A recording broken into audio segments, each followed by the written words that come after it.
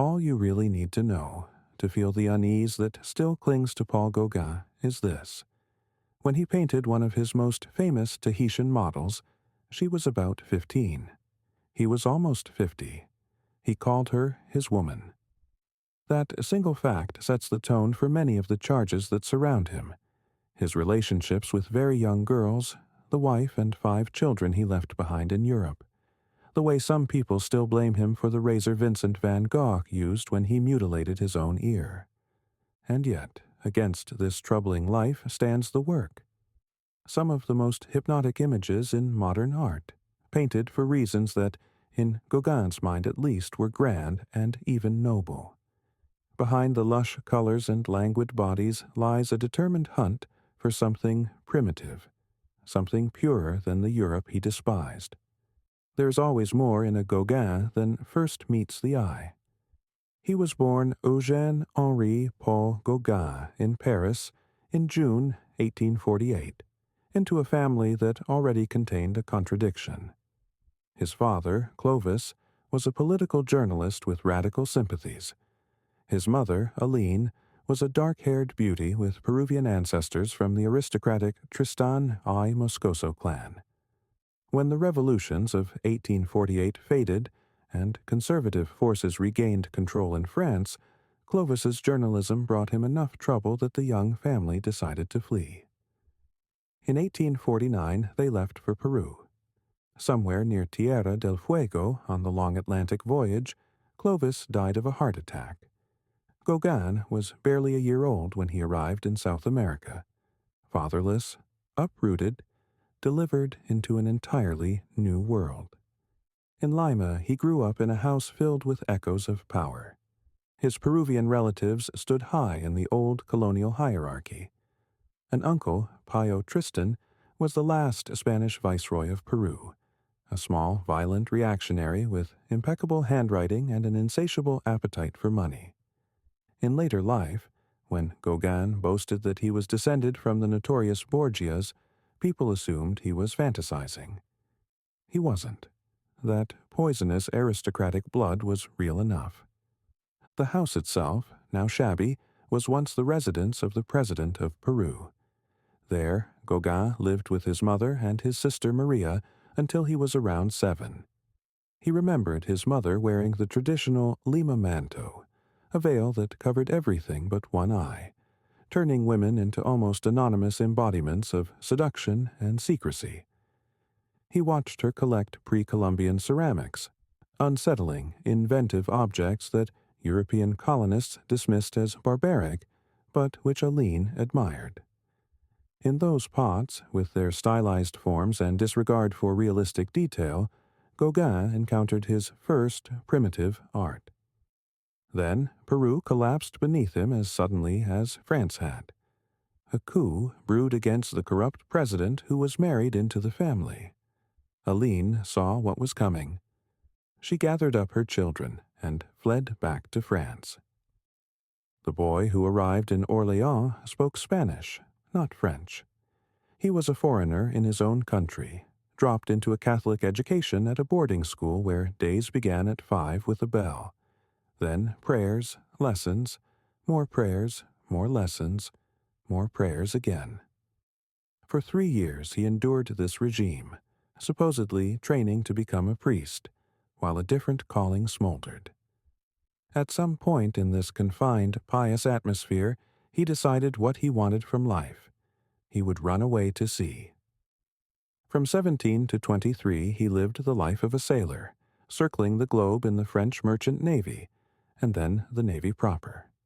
He later remembered these years in fragments of bravado and sex, bragging about seducing a famous Brazilian actress, recounting shipboard flirtations and portside adventures. Some of it may have been embroidered, but there is no doubt that this roaming offered an education unlike any classroom. It was also during this period that news reached him of his mother's death. When he finally came ashore for good, an old family friend stepped in. Gustave Arosa, a wealthy banker and art collector. Arosa arranged a respectable future for him. In 1871, Gauguin took a job at a Paris stockbroking firm. He was 23, with 7 years at sea behind him, suddenly transformed into a sharply dressed young man of finance. And he did well. His salary was solid. He earned commissions on trades, played the market like everyone else in the Bourse, and inhabited the prosperous world his Danish wife, Mette Gad, expected when she married him in 1873. They had 5 children and a smart apartment in the fashionable 9th arrondissement. At this point, Gauguin looked like a success story of the new bourgeois age. Rosa's art collection opened another door. Hanging on his walls were Delacroix, Courbet, Corot. By 1873, Gauguin was painting seriously himself. His early landscapes show the influence of Corot, calm and careful, surprisingly competent for a man who had never attended art school. Camille Pissarro noticed the talent and invited him to paint in his garden, advising him to lighten his palette, to break his brushstrokes, to look at the modern city around him. Gauguin bought Impressionist paintings, Monet, Renoir, Degas, and began exhibiting with the group. At home, however, his wife thought of it as a pleasant hobby that kept him out of the bars. She had no idea how quickly it was becoming an obsession. The turning point came in the early 1880s. The Paris stock market crashed. Money evaporated. Gauguin, who had already begun to feel the pull of art over finance, made a drastic choice. He would give himself entirely to painting. At the birth of his 5th child, he wrote artist as his profession on the certificate. From then on, the descent into poverty was steady and humiliating. The family moved to cheaper districts. Mette, who loved good dresses and social life, watched their comfortable existence crumble. After a final disastrous attempt at respectability in Denmark, where Gauguin tried and failed to sell French waterproof cloth in a country that already produced its own tarpaulins, hated the language, and hated the businessmen even more. The marriage broke. In Copenhagen, he sat exiled in an attic, painting a bleak self-portrait by a skylight while his wife's family decided his fate. In the end, they told him to go. Later, he would be accused of abandoning his wife and children. In reality, in that cold Danish house, it was they who expelled him. But once he returned to Paris, he did not come back. What followed was a period of near destitution and furious experimentation. He tried pottery and sculpture, carving a lascivious little faun whose cloven-hoofed sexuality symbolized a primitive male energy crouching inside polite society. He signed it with a monogram, P.G.O., that echoed a piece of shipboard slang he had picked up as a sailor. The word, he knew, was crude. He used it anyway. He went in search of a simpler world. First, he tried Brittany. Pont-Aven, on the western edge of France, was already an artist colony when he arrived in 1886. Americans, Scandinavians, Scots, Englishmen, Dutch painters, and a scattering of Frenchmen jostled for views along the river. Gauguin lodged at the Pension Gloanec, and, never fond of long walks, did much of his painting within a short radius of the inn, preoccupied as much with the hearty Breton food as with the landscape. Yet in these pictures, the bright traditional costumes of the women and the dense dark greens of the countryside began to push him away from impressionist flicker towards something flatter, bolder, more stylized. Then came an even more radical move. In 1887, he traveled to Panama, lured by the feverish promises surrounding the construction of the Great Canal. The project was trumpeted as the miracle of the age. Money streamed into it from France. Gauguin hoped to make a fortune working there. Instead, he found corruption, disease, brutal working conditions, and one of the foulest towns on earth in Colon, where rats ran among piles of empty wine bottles and dead cats lay in the streets. He hustled for small jobs, probably as a minor foreman or clerk. Within weeks, he was dismissed and ill. With Charles Laval, a younger painter who idolized him, he escaped to Martinique. There, in a hut on a plantation outside Saint-Pierre, they lived almost for free, eating fruit from the trees and fish from the sea, while fever and dysentery slowly worked through their bodies. It was paradise and hell at once. In Martinique, Gauguin painted big-boned women at work, surrounded by a riot of tropical color. The pictures are tender rather than exploitative, filled with respect rather than fantasy. The island, as he described it, shook the last hesitations of Impressionism out of his art. Color began to claim the canvas as an independent force. Back in Brittany in 1888, Gauguin found his most decisive collaborator, Émile Bernard, a 19-year-old prodigy already experimenting with radically simplified shapes and flat fields of pure color, bounded by dark lines like stained glass. Bernard called this approach cloisonnism. Working together in Pont-Aven, they pushed each other further away from naturalism. Gauguin turned his attention to the inner life of the Breton peasants, their fierce Catholic faith, their visions and fears. Out of this came Vision After the Sermon, painted in Pont-Aven in 1888.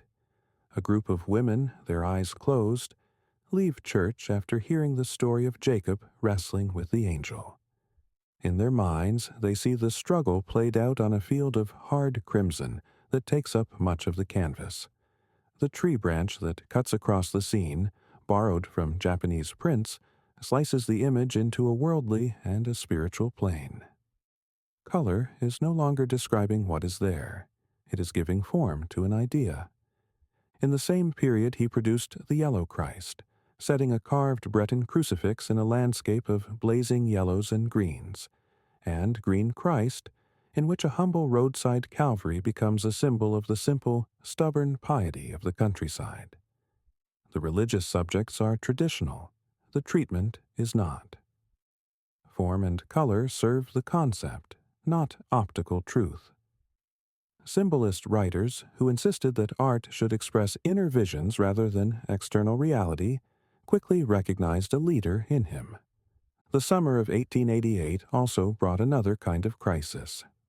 Bernard's younger sister, Madeleine, 17 and devoutly Catholic, arrived in Pont-Aven. Gauguin fell for her hard. He was old enough to be her father, poor, shabby, and already compromised in every bourgeois sense. But in his paintings he made her appear older, more composed, exquisitely alluring. Their love could never be consummated. Instead, it burned inward and surfaced in allusions and substitutions. A Breton girl's lips here, a pensive figure there, the older priest in vision. After the sermon, bearing his own features as he imagined a struggle between earthly desire and spiritual duty. All the while, letters were crossing France from a small, intense Dutchman in Arles. Vincent van Gogh had heard of Gauguin through his brother Theo, an art dealer who had already bought some of Gauguin's Caribbean landscapes. Vincent dreamed of a studio of the South, an artist's community in which ideas would flow as freely as the Provençal sunlight. For 6 months he pestered Gauguin. "You must come, you must come." Finally, heartbroken over Madeleine and worn down by poverty, Gauguin agreed.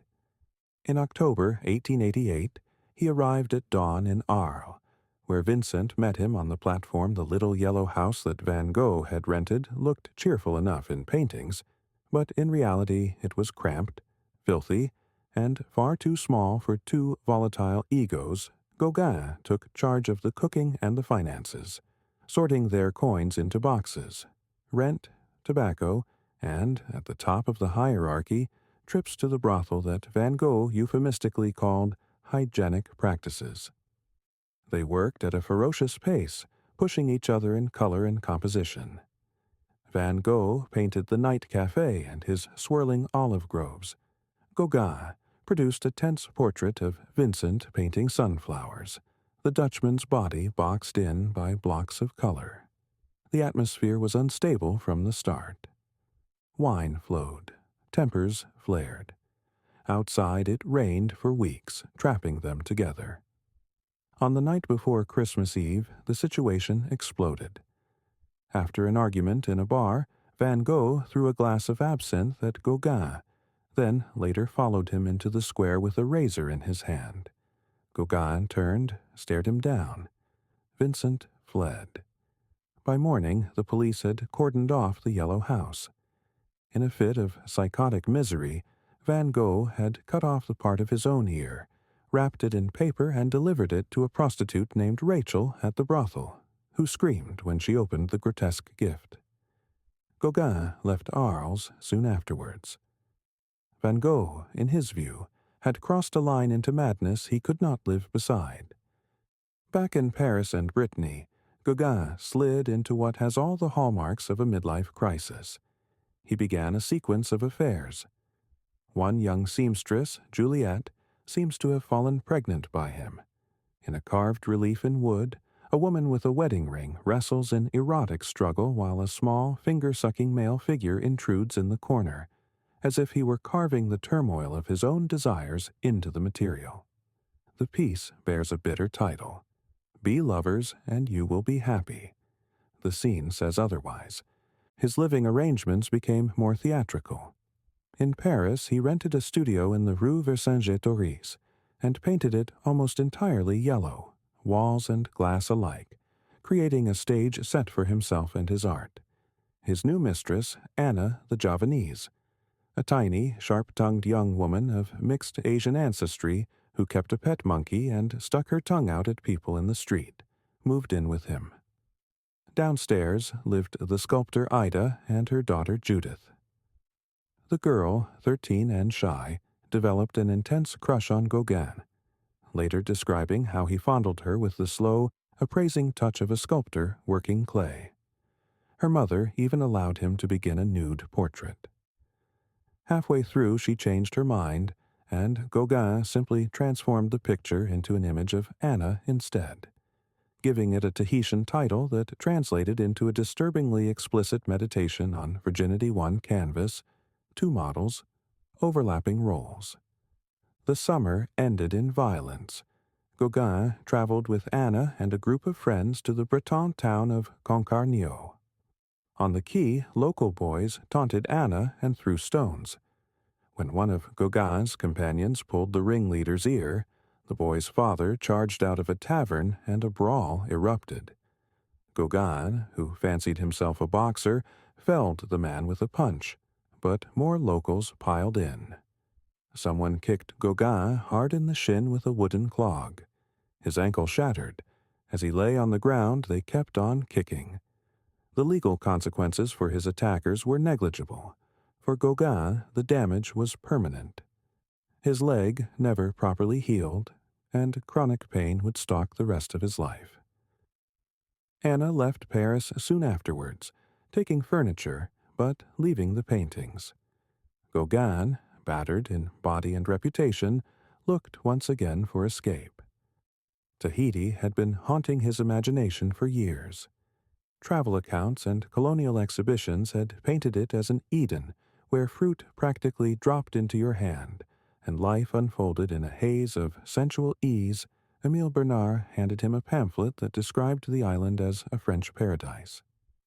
Gauguin seized on it.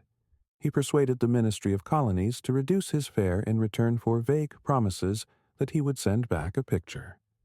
Officially, he could present the journey as a kind of cultural mission. Privately, he spoke of it as a quest to live like a savage. He left Marseille on the 1st of April, 1891. 9 weeks later, on his 43rd birthday, he saw Tahiti rise from the ocean.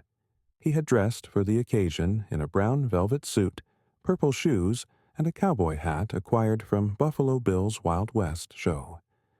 His hair hung to his shoulders. The Tahitians laughed and called him Mahu, comparing him to the local gender non-conforming figures who cooked, cleaned, and straddled the line between male and female.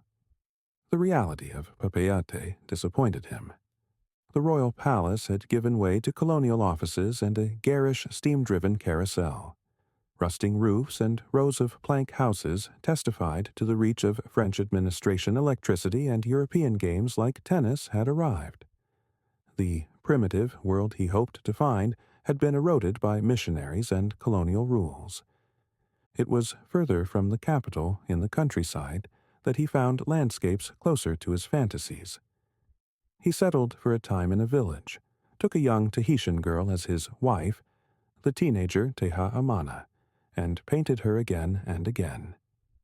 In one of his most discussed canvases from this period, When Will You Marry?, a young woman in pink sits in the foreground, while another figure in missionary dress looms behind, tension coiling between desire and intrusion, tradition and imported modesty. He listened to the stories she told him about spirits who crept into houses at night, and transformed one such story into Spirit of the Dead Watching, where a girl lies stiff with fear on her bed, while a phantom presence crouches in the shadows. To European eyes, the pose might appear indecent. Gauguin insisted that fear turned the body rigid and made the scene something else entirely, a record of terror rather than titillation. At the same time, he began consciously fabricating a private mythology. Real Tahitian gods had been suppressed by Christianity, their shrines dismantled, their names half forgotten. Gauguin patched together replacements from whatever fascinated him: a touch of Buddhism, a Hindu silhouette, a gesture from Greek sculpture, the stylized stare of Egyptian idols. Critics later pointed out that figures presented as Polynesian divinities were often lifted from Indian sources or invented outright. He did not deny it. What the island no longer provided, he created, painting a world that was as much fantasy as ethnography. The paintings of this first Tahitian stay are full of saturated, unnatural colors and large flat plains, blues that might be water or shadow, purples and yellows laid down without modeling, bodies that blend into their surroundings. The emancipation of color he had begun in Brittany now erupted fully. Yet behind the apparent idyll lay illness and disappointment. The colonial government sent little money. Commissions from local Europeans were scarce. His health worsened. The sores on his leg opened and refused to heal. After 2 years, he gave up. On the 14th of June, 1893, he boarded a ship for Europe. As he left, Teha Amana sat on the dock, dangling her feet in the water, throwing white wreaths into the sea. The island paradise was over. He swore never to return. Paris greeted him with curiosity rather than triumph. An inheritance from an uncle funded an ambitious exhibition of his Tahitian work. He insisted on white frames, impressionist fashion, which he loved for the way it made colors blaze, and spent heavily on brochures and postcards. When the show finally opened in November 1893, the critics murmured. Some accused him of manufacturing exoticism, of painting dreamy native girls under coconut trees purely to look different. They doubted the sincerity of his supposed return to primitive purity. He did not help his own cause. He turned up at the opening in a flamboyant cloak with an astrakhan hat, playing the savage dandy for a Paris that half mocked, half admired him. Back in his yellow studio, with Anna the Javanese and Judith upstairs and downstairs, parties swirled through the smoky rooms. Composers like Satie and Debussy dropped by. Yet beneath the bohemian glamour his finances crumbled again, and the pain in his leg grew worse. In 1894, a fight with sailors near Pont-Aven left that leg shattered anew. Around the same time, his ceramic masterpiece, a fierce sculpture he wanted one day on his grave, was rejected by the Salon. Anna disappeared, having stripped the apartment of anything saleable. Another attempt at a sale of his work in 1895 fell flat. In print, he responded by calling himself a barbarian locked in combat with civilized hypocrisy, a label critics delighted in hurling back at him. Once more, when Europe closed its doors, the Pacific opened them. he sailed again to Tahiti, vowing that this time he would not return. Yet Papeete had changed further. The royal palace was now overshadowed by imported amusements. French cyclists wobbled along muddy roads. The town's one military hospital loomed as a reminder of his failing body. He settled near enough to that hospital to reach it on horseback, in a seaside place called Punaauia, where he painted actual fishermen on actual beaches so dazzling that later viewers assumed he must be inventing them. The old sores now combined with clear signs of syphilis. Doctors explained that the disease often lay dormant for years before erupting. In Gauguin's case, the ulcers on his legs and the blood he coughed up would have caused severe pain. Morphine was one of the few effective analgesics at the time, and he began to rely on it, washing it down with alcohol. He continued to paint, and to construct his Tahitian world on canvas.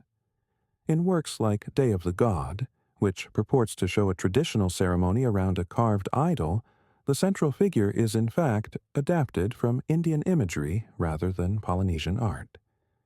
Still, in these pictures he pushed color and composition to extremes.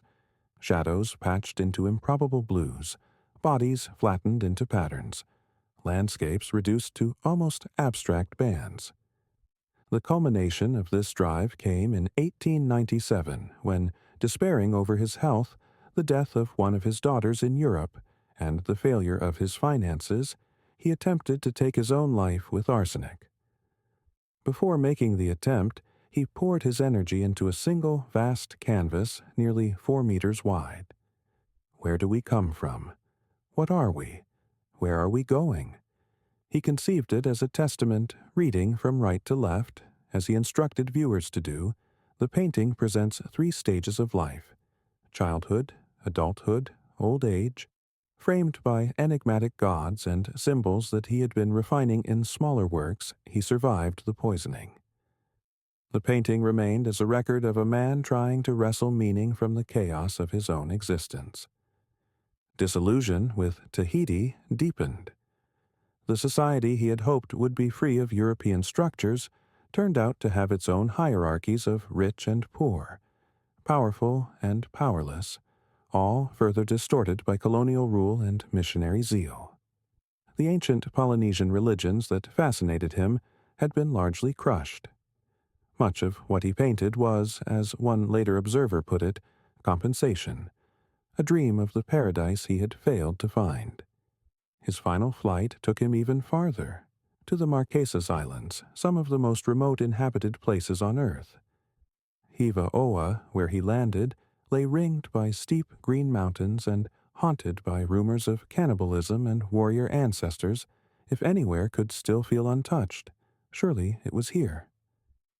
The locals greeted him with applause, not because he was a famous painter, he was not, but because they knew him as a fierce critic of the colonial authorities. In Tahiti, he had started producing savage little pamphlets, written and illustrated by hand, attacking officials, priests, and gendarmes with venomous humor. On Hiva Oa, he continued the fight.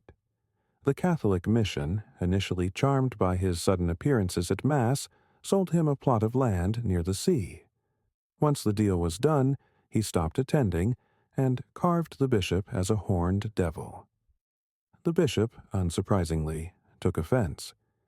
Gauguin built his own house, decorating it with low-relief carvings and calling it the House of Joy.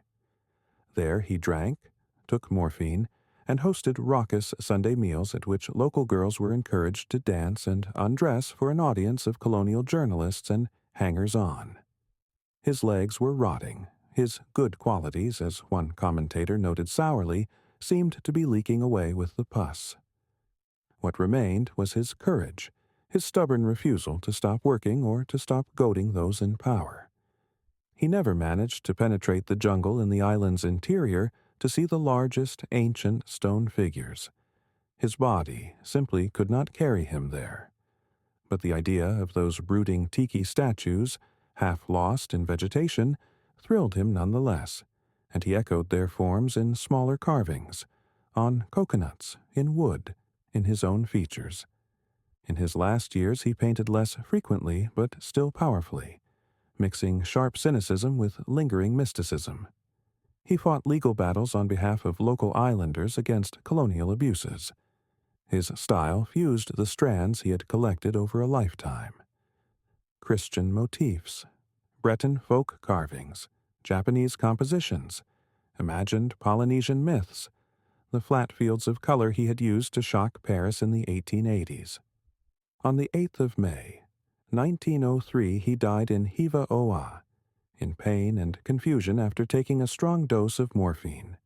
He was 55. Gauguin left behind no school in the institutional sense. He had spent too long quarreling with almost everyone who tried to follow him. But his ideas spread younger artists saw in his work a license to treat color as an independent force, to treat nature as a starting point rather than a goal, to compress space into decorative flatness, and to treat painting as an arena for inner visions, symbols, dreams. In France, the Nabis learned from him to simplify forms and compress color.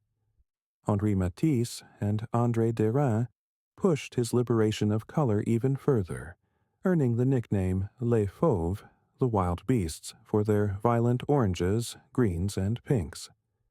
Picasso and the German expressionists absorbed his example of turning towards so-called primitive arts, a tendency that remains as troubling as it is influential. Gauguin's own legacy became one of the foundations on which modern art was built. And yet the unease that hovered at the start of his story never entirely disperses. The visionary who painted some of the most daring images of his time was also a man whose personal life was entangled with exploitation, with the fantasies of colonialism, with age gaps that are impossible to ignore. His life, like his paintings, is a collision of beauty and darkness, courage and cruelty, invention and self-deception. To look at Gauguin today is to stand in that uncomfortable space and refuse to turn away from either the art or the man who made it.